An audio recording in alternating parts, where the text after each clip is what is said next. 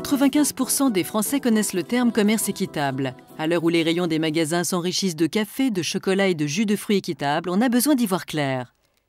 Qu'est-ce qu'un produit issu de ce type de commerce? Comment être sûr d'acheter équitable? Ce magazine répond à toutes ces questions pour vous aider à devenir un consommateur responsable.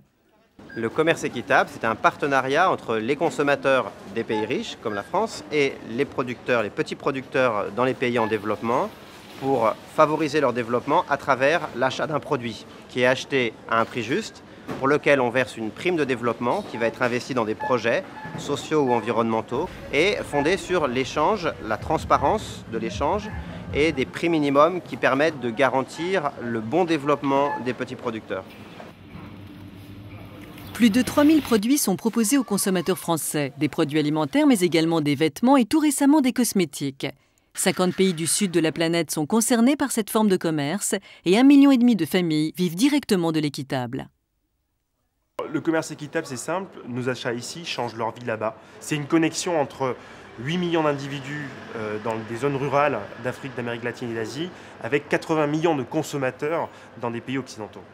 Au total, ça représente plus de 3 milliards d'euros en fait, de consommation de commerce équitable et ça génère environ 50 millions d'investissements dans les communautés pauvres d'Amérique latine, d'Afrique et d'Asie. Pour le commerce équitable, il n'existe pas de repère officiel. On peut par exemple se tourner vers des labels privés comme Max Havelaar ou EcoCert Équitable pour acheter en grande surface, mais pas seulement. On n'est pas obligé de se fier à un logo sur le produit si on achète dans une enseigne spécialisée qui, elle, affiche la garantie. L'ensemble des produits qui vont être vendus dans un magasin sont équitables à 100%, puisque c'est dans l'objet même du magasin de ne vendre que des produits équitables. Ces magasins spécialisés font partie de ce que l'on appelle la filière intégrée. Qu'est-ce que c'est la filière intégrée? Une chaîne de distribution achète à des importateurs qui ne font que de l'équitable, qui eux-mêmes achètent à des producteurs qui ne font que de l'équitable. C'est-à-dire qu'on a une garantie à 100%, qu'il n'y ait pas de mélange entre des produits équitables et des produits non équitables. Les produits issus du commerce équitable ont le plus souvent un prix plus élevé que les produits courants. Il peut être de 10 à 30% plus important. Explication. Le prix équitable, c'est un prix qui est calculé sur le coût de production, sur ce que coûte le produit, plus une rémunération qui permet au producteur de vivre correctement de son travail. Concrètement, quand vous êtes un consommateur et que vous achetez un produit labellisé commerce équitable, 3 fois plus d'argent retourne au producteur par rapport à un produit conventionnel. Les petits producteurs sont souvent regroupés en coopératives comme ici à Boa Esperança, une ville située à 450 km de Sao Paulo au Brésil. André Luis Reis s'occupe de la relation avec les producteurs et gère toute la traçabilité de la plantation de café à la tasse du consommateur. Avec le commerce équitable, nous avons pu avoir des contacts avec des acheteurs et des torréfacteurs de divers pays. Et la conséquence de tout ceci est que nous pouvons mieux valoriser l'effort de nos travailleurs.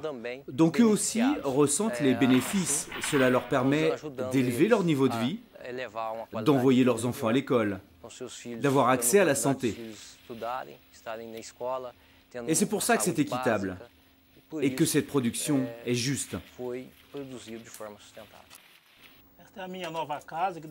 Ça, c'est ma nouvelle maison que j'ai pu me payer depuis que je suis producteur de café équitable. J'ai quitté ma vieille maison et c'est beaucoup mieux pour moi. J'ai pu m'acheter un nouveau réfrigérateur qui permet de garder mon fromage au frais. Regardez, ça c'est du fromage traditionnel du centre du Brésil. Tout s'est vraiment amélioré. Maintenant, j'ai un autre projet, acheter un ordinateur pour mon fils. Le commerce équitable propose aujourd'hui des produits bien identifiés et dont la qualité est au niveau des plus grandes marques. Ils sont forcément un peu plus chers que les produits standards. Le consommateur est prêt à payer ce surcoût parce qu'il estime que ça lui permet de faire un geste en faveur des petits producteurs. 78% des consommateurs sont en effet persuadés que le prix du commerce équitable permet de mieux soutenir les petits producteurs dans les pays du tiers-monde. Depuis qu'on connaît le commerce équitable, on ne peut plus vivre sans. Ça a vraiment amélioré notre vie. Nous produisons en sachant qu'il y a un retour.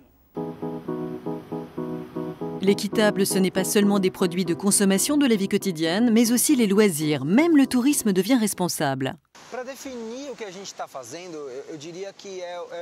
Pour définir ce que nous faisons, Je dirais que nous cherchons une interaction saine entre les communautés traditionnelles, l'environnement et les visiteurs. Nous allons bien sûr montrer les beautés naturelles de la région, mais également son contexte social et économique. Ici, on ne vit pas une expérience de touriste, mais bien réellement une expérience de visiteur.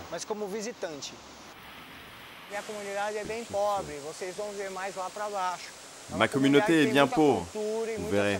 Pourtant, elle a beaucoup de culture et de savoir.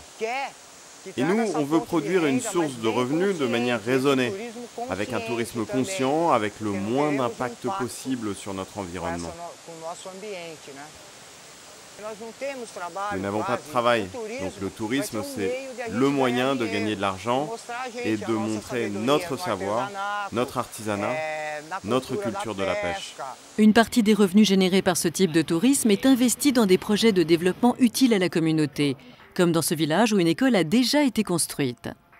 Le tourisme équitable naissant propose une autre façon de découvrir le monde et ses habitants. Je crois qu'il faut arrêter de penser que tourisme responsable, on va dormir par terre. Non, c'est pas ça. Il y a un confort. C'est juste un tourisme qui est beaucoup plus proche des gens, du pays, qui est axé vraiment sur la connaissance, l'échange, connaître les beautés aussi, parce qu'il y a le côté culture, mais il y a aussi le côté nature. Découvrir la nature d'un endroit, pour moi, c'est l'essence de tout voyage.